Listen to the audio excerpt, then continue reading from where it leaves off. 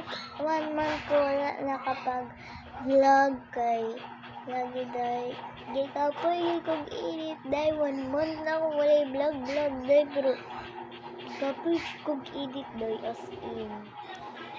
So mag-vlog ta sunod inig na ko time mag-vlog lang ta sunod as in gusto na ko mag-vlog inig ano ba magplano-plano lagi ko sa kong sarili nga mag-vlog ko pagka ugma wala ko gitamad hinuon ko day kabalo ba mo tamad kinita tamad kaayo ko day grabe.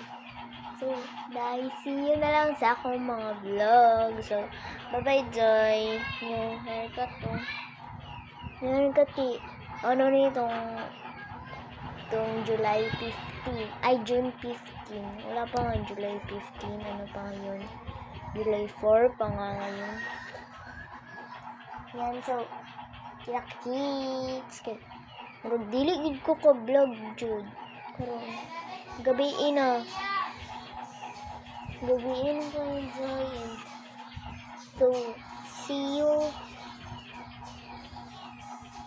Magplano pa ko kung para sa yanon dyan na ako diri sa YouTube dahil dili gid kay ko maka-vlog basta mag-vlog na lagi ko. Bye bye na guys.